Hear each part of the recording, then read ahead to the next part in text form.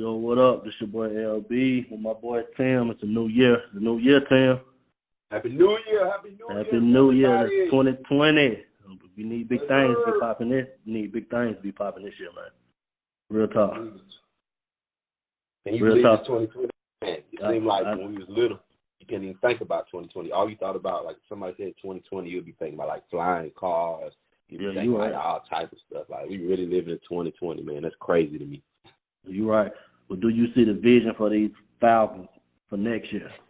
The 2020 vision for the Falcons? Yeah, 2020 vision. Well, let's just do a quick little recap. Before we start, we just want to just thank everybody for tuning in. And this year, we're going to try to do some bigger and better things, though, trying to make the podcast a little better, guys, and a little more interactive with some of the people that's following us on Apple Podcasts and also on Spotify, or wherever you listen to it, at YouTube or whatever. So we want to try to get y'all videos this year as well.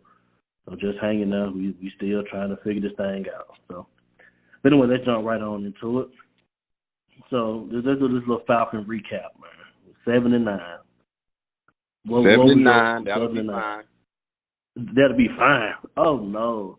We better than 7-9. We better. We could have won at least 3 of those games that we slid, that we let go.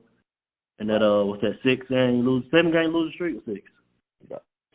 That was one of them. But we could have got at least 3 of them, like the Cardinals games, games like that. Like we could have stuck in the wild cards. But we don't take care of business. In the beginning of the year, 7-9, that'll be fine. You're right. So if you take care of your business in the beginning of the year, you don't have to worry about it on the back end. That's how I've always been. I don't want to always have to play. This person got to win for my team to get in and all that. Well, no, I don't like all that. So, right. So I was just disappointed in this year because I feel like our team, we're wasting good years of Julio. Even Matt Ryan, we're wasting good years on subpar seasons. Right. So I feel like we need to capitalize on these seasons like this when everybody booming, everybody in their prime. So I was a little, upset with the way the things went this year. Like I had got so numb to losing. Like I was watching games and then stuff wouldn't even faze me no more. I was like, hey, this is typical Falcon football. So, but one thing about having a new year though, everybody gonna be 0-0. Start all over. So we'll be back here the next year though. So how you feel though? Man, I'm basically the same way you feel, man. Out of this first half of the season off real bad. Second half of the season was pretty good. But we gotta quit doing that, man. We gotta get right. We gotta stay consistent, man. Like changes gotta be made. However, they already off the blank already said he's gonna keep Thomas Dimitroff and which is the GM and the head coach Dan Quinn. And I'm guessing it's because of the second half stride of the season where they went like 5-2 for the last 7. Well, it must have been probably like 6-2 for the last 8 games because their first half was 1-7. So yeah, it was 6-2 for the last 8 games. And I mean, I understand to a certain extent, but if I feel like they're gonna keep those 2, I need DQ and TD to go ahead and make some big changes, some big power moves, man. That's what I'm looking for. 2020 is a new year, a new decade. I'm looking for power moves. Power moves all 2020, man. I'm from the Falcons to your personal life, but we're going to flip back to the Falcons, so let's stick to these Falcons, man. Power moves all 2020, which means we can't be surprised if we lose some people's Falcons favorite. You know what I'm saying? Right. If you don't see, for those who still love Vic Beasley, not because he did. I'll give it to him. He ended the season way better than what he started the season. I was actually surprised how he got all those sacks towards the end of the season. But if we lose him, we can't cry about it. We can't cry about it. That's because probably he wasn't consistent during the contract that he had. If we lose people like who else might be a Falcon favorite? They say I don't see them letting Devondre Campbell go. I think they will, man. We got to be because I think we will because of the money situation. Because you got to realize Austin Hooper balled down on his contract year. Yeah, he got to get Hooper. If I'm Austin Hooper, I'm not taking no pay cut. Right. You're gonna pay me like one of the top tight ends that I am because I play like a top tight end. If you don't want to pay me, sure. I'll bounce because I'm not sending on no garbage team and taking a pay cut at that. Oh no. Nah. So my thing is like I said, you're gonna have to lose some pieces with the team moving forward if you want to keep a lot of the pieces too as well. We got to have that cap for Austin Hooper, and I would like to keep Austin Hooper as well. Do you think he would be a priority for the team? I would make him a priority because between him and DeAndre Campbell, like Hooper is all pro. Right. And I agree. So I would go with Hooper. Hooper he balled out. He can be that complementary piece to Julio and Ridley or whatever. Right. And like I say, him and Matt Ryan had the chemistry going, so I'll make him my business to get Hooper back. Right. And if letting Campbell go would be, I don't want Campbell to go because I like Campbell, but if letting him go would be, one of the reasons to keep Hooper on the team, hey, go ahead. I'm down for that one. Yeah, I agree with you. As far as Hooper, I think he should be priority. He, like you said, he earned it. Man got Pro Bowls. The man. I know he's probably under like 25, 26. I know he's under that age. You know what I'm saying? He balled. He did what he had to do. Devondre, like you said, I like Devondre just like you do. I do. I really do. I like Devondre. Mm-hmm. But, I like him too. But like I said, as a true Falcon fan, everybody, you got to realize if we want a championship, certain moves got to be made. And I hope that they do bring Campbell back. But but somebody got to go. Whether it's Kamal Ishmael, you know what I'm saying? I know he's been with us for years. He's a fan forever, and I like him. That's like you say, can't get too attached. And I like him. He's that guy. He's gonna play safety, linebacker. He's gonna be on your special teams. Like I like Ishmael, but like I said, if he got to go to make that space, right? Hey. Because everybody's talking about talking about who they don't want to go.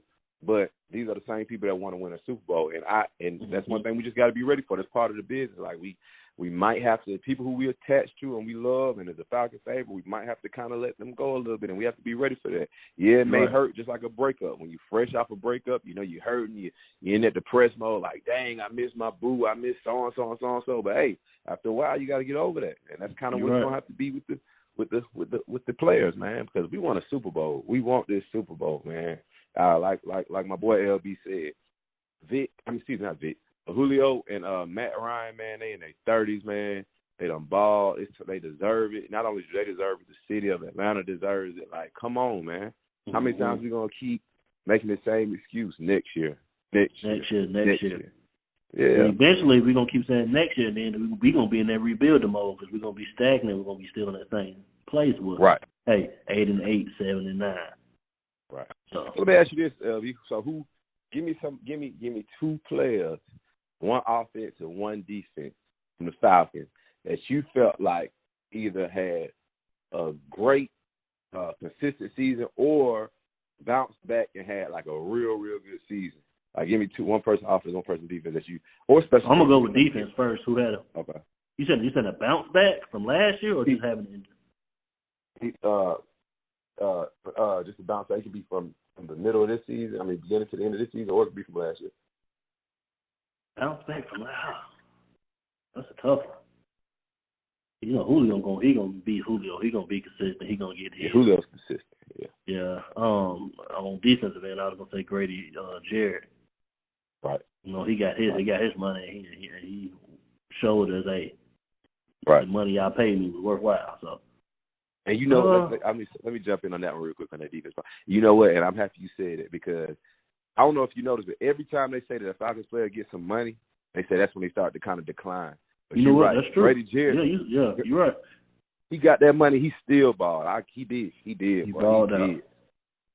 He balled out. But what's some players on? Give me one player on offense and defense that you look forward to seeing grow. On offense or defense, that you said. Yeah, offense and defense. One of mine on offense is Russell Gage. I think he stepped up and showed us some flashes. Man, listen, that boy stepped up. He actually, to me, he's like he reminds me of he got like the old school NFL mentality. Like you watch him grow. Like rookie year, they started him off on just special teams. That's what he did last year. Then towards the end, they gave him a little piece of action on offense.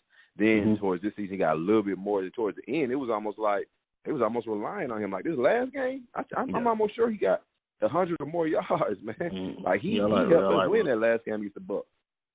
Right. He earned his PT. He definitely earned his playing time, man. So yeah, that's a good spot. That's a new gone. So that's a spot open. Right. Right. You know. And I'm gonna say this too right here. I wanna kind of even do something a little different rather than offense defense. I want to say special team. What you think about that kicker? You think he earned his keep? Oh yeah, I go ahead and keep him. I would too. Number one, but the only thing I don't like, and the Falcons know y'all wrong for this, giving that man number 7. Disrespectful. Oh yeah. Disrespectful. Yeah. You gonna disrespect Vic like that and get that man 7? Right. Come on, man. I ain't like that either. Then I think I think he said, somebody asked him why he chose number 7. He's like, the Falcons gave it to me. The Falcons? Y'all just he just took the number that they gave him. And the first number y'all off the bat was 7. Y'all Falcons? Come on, don't disrespect it like that. Right. Don't do that. Yeah, nobody. You know, Big got a special place in all our hearts. Don't do that. Right. That's the only thing. He got to change his number. That's the only thing. But yeah, I like. He got to change his number. Cool. He got to change his number, man. Shoot, I give him number 1. I give him 1. But he got to change his number. But let's go ahead and switch over to these Hawks, man. I was excited at the beginning of the year. Then they just, with John Collins being suspended for 25 games, I think they just went downhill, man. Trey playing like an all-star this year. If he don't get an all-star game, I don't know what to tell you, man. That man, he balling. He balling. He's definitely balling. I think we got one baller, which is Trae Young, and a lot of role pieces. Man, that's another team we need somebody, man.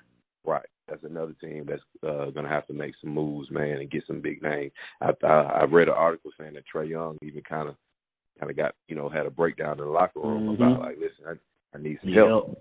Yeah. But it's too early. For me, it's too early for that, Trey. You in your second year. I understand you want to win. You ain't been here long enough to start complaining about, you need help. You just go ahead and just play your rookie contract out. I will give him the next year to start complaining, but year 2, yeah, just play your ball. You knew when you got drafted to a trash team, wasn't chances, or that we weren't gonna be putting up numbers like that. And I don't really think John Collins would have made that big of a difference. He would have got us 5 or 6 games out of those, right. 25 games he missed. So it is what it is. But they do. We gonna have money next year. So like I said, I gave them 2 years to make the playoffs. I don't think they're gonna make the playoffs this year anyway. So I said that. So look, we get another good pick. They can help us out big time. We gonna have money to spend. So Hawks, it's on y'all. Right. It's on y'all, Hawks. Right. I agree with you. Power moves got to be made. More of the show today is 2020 power moves. Power moves got to be made for the Hawks and the Falcons, man. 2020 power moves. So if they don't want to make no moves, hey, man, that's on y'all. Now you can't be mad if you want to bounce. So just like Tim said, make those power moves. Spend that money, Hawks. Right. Trae Young is a Hawk for life, like Julio Falcons for life. We got to build around him. He a baller. Say no more. Yeah, we want to go ahead and we want to go ahead and thank y'all for listening. Go ahead and subscribe on Apple Podcasts, Spotify as well. Please do that. Please do that. But this year we gonna fuck with y'all this year. We thinking about doing giveaways and everything. So hey, go ahead, subscribe, share, let everybody know. Appreciate y'all for listening. We out of here. Holla at you.